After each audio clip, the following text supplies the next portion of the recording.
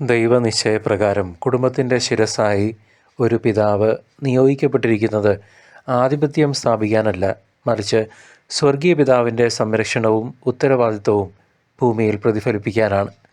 ഒരു മാതാവ് കുടുംബത്തിൻ്റെ ഹൃദയമായി സ്നേഹവും കരുണയും പകർന്നു നൽകുമ്പോൾ, കുടുംബത്തെ നയിക്കാനും ബാഹ്യമായ വെല്ലുവിളികളിൽ നിന്ന് അതിനെ കാത്തു സൂക്ഷിക്കാനുമുള്ള ആത്മീയവും ഭൗതികവുമായ അധികാരം ദൈവം പിതാവിൽ നിക്ഷിപ്തമായിരിക്കുന്നു, മാതാവിലല്ല.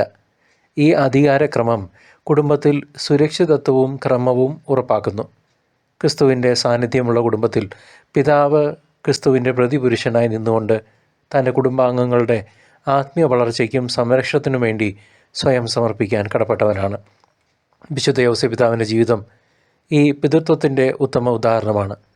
ഗബ്രിയേൽ ദൂതൻ 3 പ്രാവശ്യം യൗസേപ്പിതാവിന് പ്രത്യക്ഷപ്പെട്ടത് കുടുംബത്തിൻ്റെ നായകനെന്ന നിലയിലുള്ള അദ്ദേഹത്തിൻ്റെ ഉത്തരവാദിത്വത്തെ അടിവരയിടുന്നു. മറിയത്തെ ഭാര്യയായി സ്വീകരിക്കാനും ഹെറോദോസിൻ്റെ ക്രൂരതയിൽ നിന്ന് രക്ഷപ്പെടാൻ ഈജിപ്തിലേക്ക് പലായനം ചെയ്യാനും പിന്നീട് സുരക്ഷിതമായി തിരികെ വരാനും ദൂതൻ കൽപ്പന നൽകിയത് യൗസേപ്പിതാവിനോടാണ്, പിതാവായ ദൈവത്തിനു വേണ്ടി. മാതാവായ മറിയം ദൈവഹിതത്തിന് പൂർണ്ണമായി വിധേയപ്പെട്ടവളായിരുന്നിട്ടും കുടുംബത്തിൻ്റെ സുപ്രധാന തീരുമാനങ്ങൾ എടുക്കാനും അവരെ നയിക്കാനും ദൈവം തിരഞ്ഞെടുത്തത് മാതാവിനെയല്ല, കുടുംബനാഥനായ യൗസേപ്പിതാവിനെയാണ്.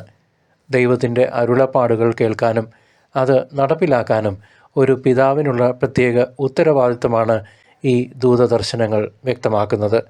പിതാക്കന്മാർക്ക് വലിയ ഒരു ഉത്തരവാദിത്തമാണുള്ളത്, കുടുംബത്തെ ദൈവത്തിലേക്ക് നയിക്കുവാൻ.